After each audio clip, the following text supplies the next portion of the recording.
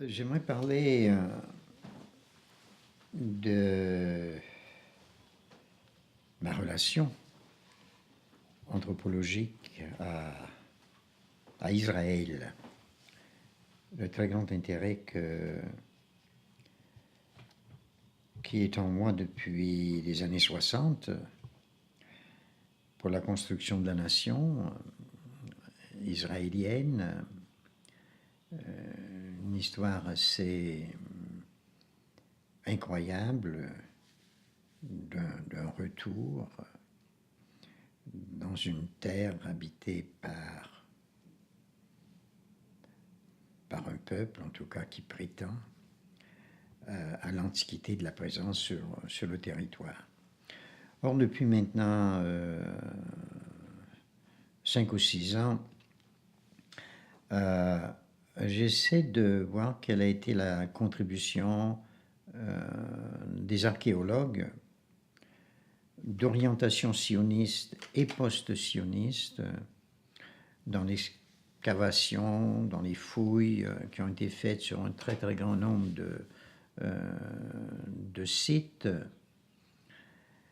La contribution aussi des historiens à la construction de la nation, non seulement, je dirais, sur le plan politique comme tel, mais le calendrier des fêtes nationales, la vision canonisée de l'histoire passée, de la longue durée, dans les manuels scolaires, la mise en vitrine de cette histoire collective juive dans un nombre incroyable de musées qui sont visités par les jeunes. Et donc, ces sites sont extrêmement intéressants à visiter et surtout voir quels sont les résultats actuels des fouilles qui ont été faites. Je vais prendre 2 ou 3 cas qui m'apparaissent intéressants pour réfléchir. D'abord, Abraham, Isaac et Jacob. C'est à Hébron particulièrement qu'on trouve dans le tombeau des patriarches, là où apparemment, selon la Genèse, ils ont été enterrés. On y a construit très très très grande synagogue et également, puisque ces personnages sont importants pour le monde musulman, une grande mosquée. Ils sont ensemble à Hébron. Or, sont-ils des personnages historiques? Est-ce que c'est vrai? Comme le dit le récit biblique à partir du chapitre 11, qu'un jour, d'Our en Chaldée, passant par Aram, Abram migre et qu'il est avec Sarah. Il est déjà âgé, il a 75 ans. Il aura des fils, Ismaël d'abord, d'Agar, Isaac, de Sarah. On lui demandera d'immoler le fils premier-né sur le mont Moriat. Ce mont Moriat, l'esplanade des mosquées, avec le sommet qui ressort dans le dôme du rocher, qui est là. Ce dôme du rocher est au-dessus de la pointe du mont Moriat, où traditionnellement on pense, c'est répété, que c'est l'endroit où l'immolation du fils aurait dû se faire, et que le fils immolé, selon les Arabes, c'est Ismaël, puisqu'il est le fils premier-né, et selon les Juifs, c'est Isaac. Or, aujourd'hui, ces territoires arabes et un site religieux musulman, mais on dit que le premier temple construit par Salomon était là, détruit en 586 avant Jésus-Christ, donc par les Babyloniens, reconstruit et redétruit en 70 de notre ère par les Romains, et qui prenait place exactement à cet endroit où on construira alors en 680 les deux mosquées qui sont là à Al-Aqsa. Donc on voit la complexité de la chose. Or, ces personnages, s'agit-il de personnages historiques ou simplement un peuple qui, à une époque, et selon les spécialistes de la Bible aujourd'hui et les archéologues, puisqu'on n'a trouvé aucune évidence, d'ailleurs, l'archéologie peut difficilement mettre en évidence, à moins d'avoir une stèle, un artefact sur lequel on trouve un nom, et ce sont des noms qui sont assez répandus, ceux d'Abraham, Isaac, Jacob, donc le père des 12, la tribu, les 12 tribus qui vont créer les chefferies jusqu'à la royauté, puisque c'est d'avoir un système clanique extrêmement fort. Or, de plus en plus, des débats se font autour de l'idée que, comme c'est au fond la tradition au Proche-Orient, où on a choisi non pas le système de l'autochtonie, au sens où comme en Grèce, où on est né du territoire que l'on habite, on en est enfant, mais que c'est un étranger qui vient et qui est à l'origine d'une généalogie. On se donne une généalogie en posant l'ancêtre primordial comme venu de l'étranger, mais on le crée. Or, quand cette généalogie s'est-elle créée? Peut-être 1000 ans après le moment où on pense que serait venu donc ce premier migrant.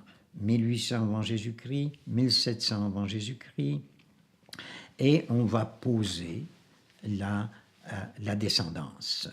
Une descendance qui va aller jusqu'à David et encore bien plus loin, puisque Jésus lui-même sera de la descendance de Jessé, le père de David, ancêtre de la monarchie, mais remontons encore plus loin. Donc c'est un peuple, et de plus en plus les biblistes et les archéologues avec eux pensent que c'est au retour de l'exil babylonien, lorsque Cyrus, donc les Perses, prennent le pouvoir contre les Babyloniens, et qu'ils autorisent donc les exilés à retourner à Jérusalem, et que bientôt ils vont reconstruire le temple, que c'est à ce moment-là qu'avec les Juifs qui n'étaient pas partis en exil, tout le monde n'est pas parti en exil, que le peuple va se donner un enracinement historique et créé dans des milieux particuliers, qui sont des milieux deutéronomistes, on appelle la deuxième loi, une généalogie. Il fait en cela ce que les autres peuples de la région ont tous fait. Ils se donnent une généalogie. Donc des personnages fictifs, mais qui renvoient à une façon de s'inscrire dans le milieu local. Or, ce peuple, si ce n'était pas des Chaldéens qui sont venus, qui était-il? Nous connaissons que toute cette région depuis l'époque des Phéniciens, les Philistins, les peuples de la mer qui sont là, les Égyptiens de l'autre côté, c'est une région pendant 4000 ans d'un passage continu, d'un brassage de population, et que les populations autochtones sont les Cananéens. Mais les Cananéens vivent entre les collines et la côte. À partir, par exemple, du XIIe siècle, nous avons aussi les Philistins qui sont là. Et de plus en plus, les débats se font pour montrer que c'est un métissage avec donc particulièrement des populations cananéennes, que ce peuple va passer de la situation de petit nomadisme d'éleveurs vivant dans les collines à proximité des autres peuples de Moab, Édom et d'autres peuples, et des Cananéens qui s'étendent vers la Méditerranée, et que le métissage va se faire. L'évidence de cela vient précisément de ce qu'on avait appelé la fameuse conquête, donc les livres de Josué, les juges, et ainsi de suite, qui racontent le retour des descendants de Jacob, donc les fils de Jacob, qui, suite à des famines, se rendent en Égypte. Or, nous savons, ça c'est très bien documenté, que continuellement les peuples sont partis vers l'Égypte au moment où il y avait des famines dans cette partie du Proche-Orient. Mais ce que raconte le mythe, c'est que Josué fera des conquêtes. Il fera les conquêtes de Jéricho, etc. Là aussi, ça a été construit exactement au même moment où on se donnait la généalogie. Au même moment. Alors, je raconte tout cela parce que les archéologues post-sionistes, Finkelstein et beaucoup d'autres, Raffi, Greenberg, et des dizaines que j'ai eu la chance d'interviewer. Je suis avec eux allé visiter aussi les sites sur lesquels ils fouillent, montrent qu'il n'y a pas eu de destruction comme telle de villes, mais on peut imaginer, et d'ailleurs on trouvera beaucoup de signes, par exemple Baal, qui était dieu des Cananéens, les rituels du Baal également se retrouvent dans des artefacts et tout, où on trouve des peuples cananéens, des peuples juifs en contact. Et donc toute l'hypothèse est que des nomades éleveurs vont peu à peu se sédentariser, adopter l'agriculture de la plaine que possédaient les Cananéens et créer un nouveau peuple qui va aussi, entre autres, inventer le monothéisme qui arrive tardivement dans ce schéma-là et qui n'est pas le monothéisme d'Akhenaton ramené par Moïse. Et même le personnage de Moïse perd un petit peu de sa grandeur dans tous ces phénomènes. Ça, c'est intéressant, mais c'est fondamental pour comprendre aujourd'hui. C'est fondamental parce qu'en même temps, se fait un travail sur l'identité des Palestiniens que l'on dit arabes. Or, les Palestiniens sont-ils des Arabes venus au 7e siècle, lorsque, après la mort de Mohammed,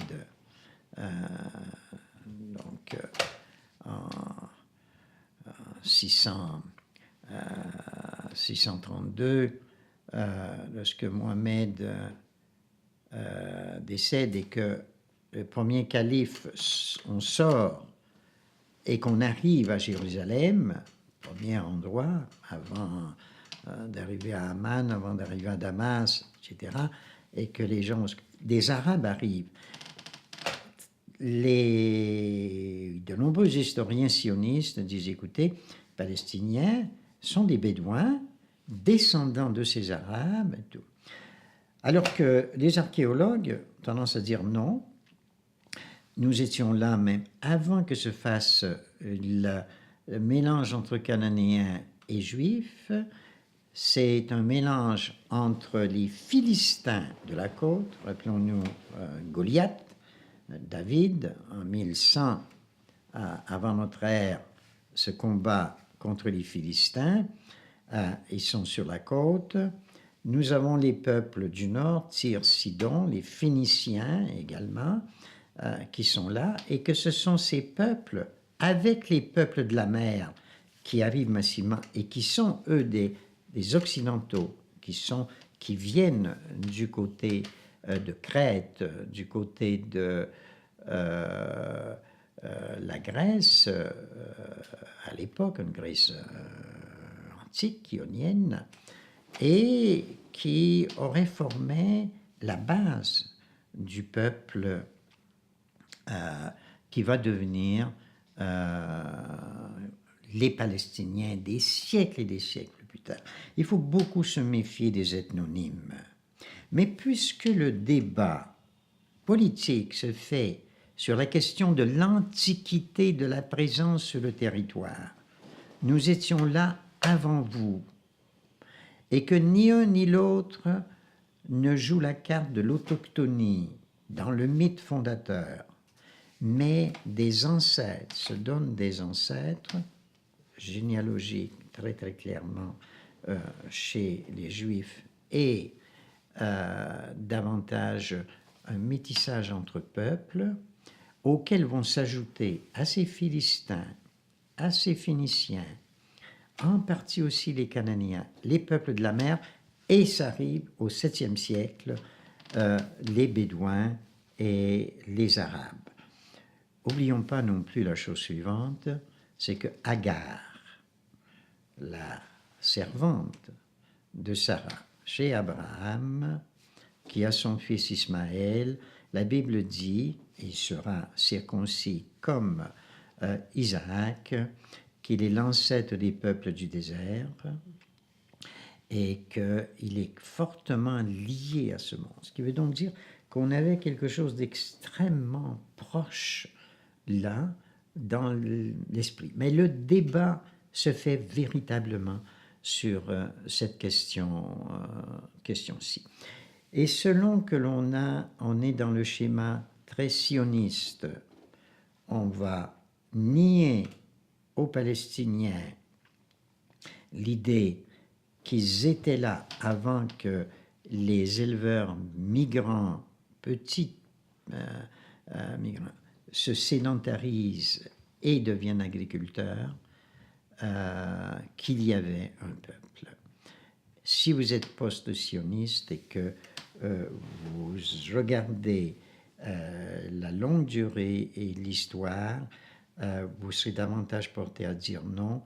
Ils étaient, il y a 4000 ans, également présents au Proche-Orient au niveau de leurs ancêtres.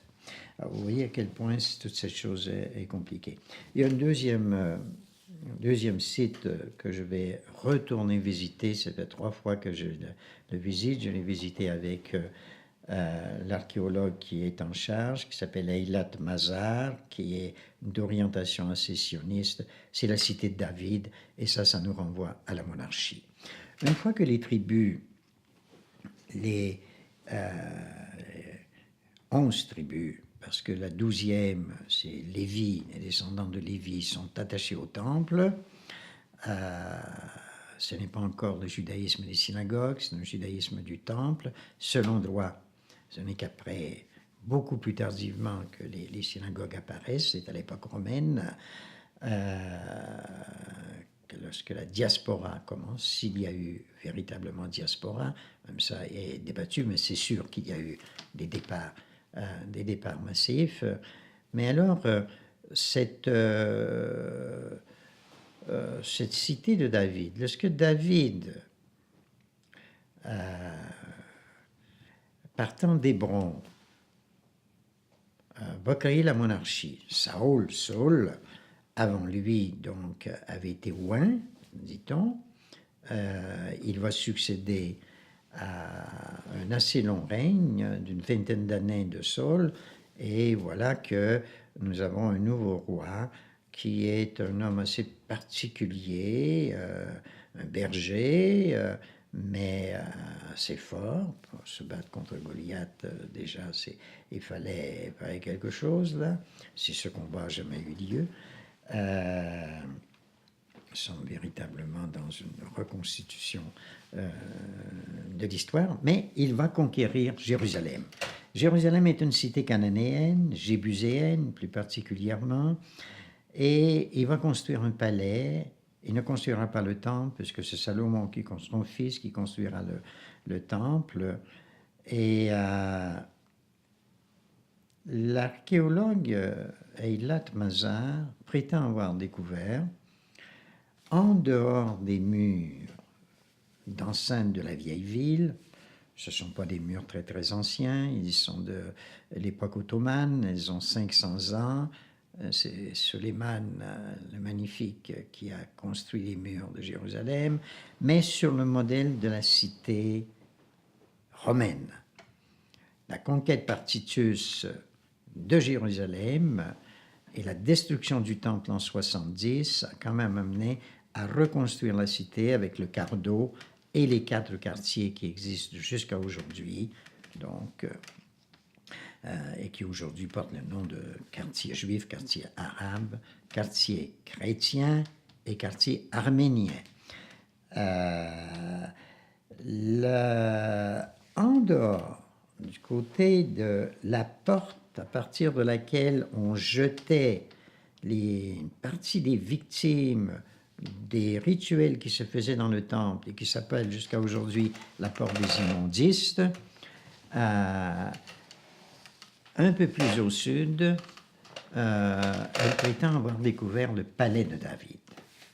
Le palais de David. Or, ce palais de David est dans une ville, un petit village, à peu près 5000 personnes, un village, Silouane, qui est dans Jérusalem-Est.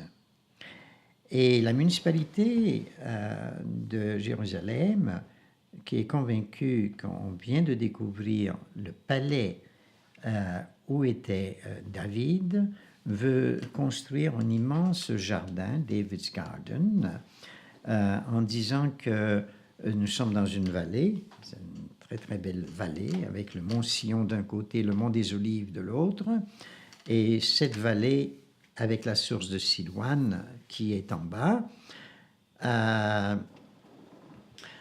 On veut en faire ce jardin en disant que le poète, qui était David, qui a écrit des psaumes, qui était musicien, rappelons-nous qu'il a été reconnu d'abord parce qu'il guérissait en jouant de la musique la possession par les esprits de Saoul, donc le roi.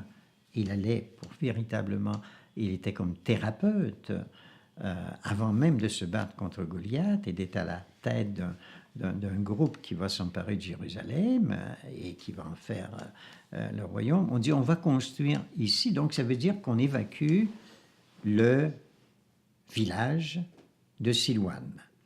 De toute façon, on a fait maintenant beaucoup de tunnels en dessous, les maisons sont craquelées, etc., etc. Quand nous y regardons de près et que les archéologues ont une discussion avec les véritables spécialistes de ce qu'on appelle l'âge du fer 1, juste après l'époque du bronze, nous sommes en l'an 1000, à peu près avant Jésus-Christ, donc il y a 3000 ans, nous sommes à la période du fer, et il faudrait avoir l'évidence que cette structure qui est là est véritablement un ancien mur du palais de David. Or, c'est rejeté par l'ensemble des archéologues que l'on appelle post-sionistes, c'est-à-dire qui utilisent la nouvelle archéologie processuelle à la Binford et d'autres, qui sont extrêmement rigoureux dans les datations, qui utilisent les méthodes et qui ne travaillent pas avec la Bible à la main et la truelle dans l'autre main. Alors là, c'est un très, très, très gros débat. Pour le moment, j'y retourne ce soir même. Et ce que j'ai l'intention de faire à ce moment-ci pour compléter l'ouvrage qui est en chantier depuis quelques années, je vais faire de l'enregistrement des guides, du discours des guides qui font visiter donc ces différents sites. Et je vais le faire pour un grand nombre de sites. Je viens d'évoquer la cité de David, mais je vais le faire aussi pour Hébron, au tombeau des patriarches. Je vais le faire aussi pour le mur occidental, le fameux mur des lamentations, et les tunnels particulièrement. Donc le tunnel le long du mur qui est là, et Dieu sait qu'il se passe beaucoup de choses pour le moment, puisque depuis longtemps on veut creuser les tunnels en dessous donc de l'esplanade des mosquées, parce qu'on est convaincu qu'on va trouver les restes du premier temple et du deuxième temple. Vous voyez, là, les discours sont très intéressants. Et je termine là-dessus pour bien nous situer dans l'actualité et dans le futur. Également, les plans, je vais visiter le groupe qui a mis au point les plans de la construction du troisième temple. Un troisième temple que l'on voudrait construire sur le mont Moriat. Et à ce moment-ci, précisément cet endroit-là, nous avons la mosquée d'Al-Aqsa. Qu'est-ce que cela exactement va donner?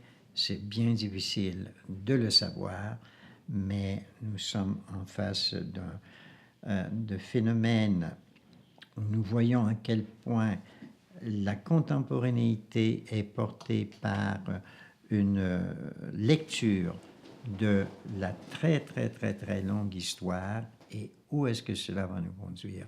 Je ne sais pas très, très bien.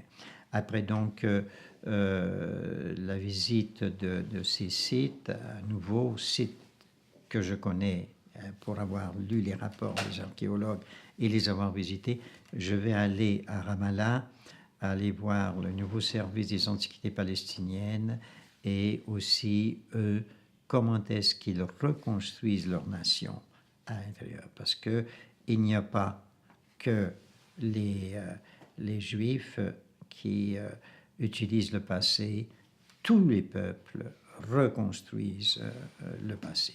Donc au fond, ce sont encore une fois les mythes de fondation et qui m'intéressent maintenant, que j'applique à une situation, une région du monde particulièrement complexe.